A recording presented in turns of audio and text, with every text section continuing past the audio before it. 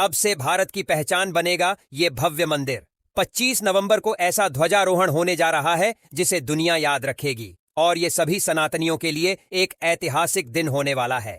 Number 7, ये दिन ऐसे ही नहीं चुना गया। 25 नवंबर 2025 कोई आम दिन नहीं माना गया। ये वही शुभ तिथि है जिसे विवाह पंचमी कहा जाता है और मान्यता है कि इसी दिन भगवान राम और माता सीता का विवाह हुआ था। इसी वजह से मंदिर ट्रस्ट ने ध्वजारोहण का बड़ा कार्यक्रम इसी दिन रखने का फैसला किया। लोग कहते हैं कि ये तारीख चुनकर मंदिर ने सिर्फ इवेंट नहीं बनाया बल्कि राम विवाह की पवित्रता को भी इसमें जोड़ दिया है। इसलिए इस दिन को बेहद खास, शुभ और यादगार माना जा रहा है। नंबर 6, ये रस्म नहीं, पूरा मंदिर तैयार होने का संकेत। इस ध्वजारोहण को लोग साधारण रस्म नहीं बल्कि एक तरह का आधिकारिक ऐलान मान रहे हैं कि राम मंदिर का मुख्य निर्माण अब पूरा हो चुका है। गर्भगृह, शिखर, अंदरूनी हिस्सा और पारकोटा लगभग पूरी तरह तैयार हो चुके हैं। लोग कहते हैं कि जैसे ही सबसे ऊंचे शिखर पर ध्वज लहराएगा वैसे ही सबको महसूस होगा कि दशकों की प्रतीक्षा अब सच में पूरी हो गई। इसीलिए ये दिन मंदिर की असली पूर्णता का प्रतीक बनने जा रहा है।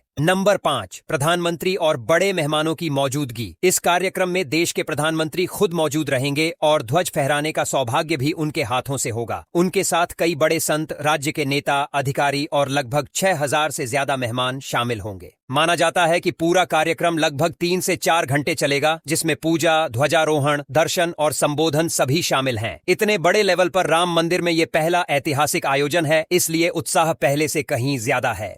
नंबर 4, आम भक्तों के लिए खास नियम और सीमाएं।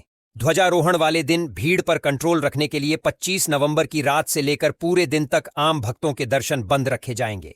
वजह साफ है, जरा सी भीड़ बढ़ी तो कार्यक्रम संभालना मुश्किल हो जाएगा। इसलिए भक्तों से कहा गया कि वे घर से ही लाइव प्रसारण के जरिए इस ऐतिहासिक घटना को देखें। यानी भले ही मंदिर में एंट्री सीमित है, पर श्रद्धा का जोश पूरे देश में बराबर रहेगा। नंबर 3, 5 दिन के अनुष्ठानों से बना दिव्य माहौल। ध्वजारोहण से पहले पूरे 5 दिन तक लगातार वैदिक अनुष्ठान किए जा रहे हैं। कलश यात्रा, रामकोट की परिक्रमा, रामचरितमानस पाठ, हवन और खास पूजा ने माहौल को पूरा दिव्य बना दिया है। हर तरफ मंत्रों की धुन, भजनों की आवाज और दियों की रोशनी से लगता है जैसे अयोध्या फिर से किसी स्वर्ण युग में पहुंच गई हो।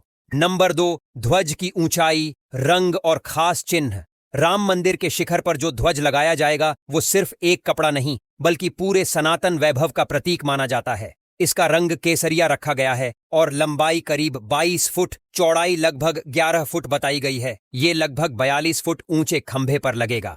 ध्वज पर ओम का चिन्ह, सूर्यवंशी परंपरा और अयोध्या की धरोहर को दर्शाने वाले खास प्रतीक बनाए गए हैं। ये ध्वज सिर्फ हवा में नहीं बल्कि इतिहास में लहराएगा।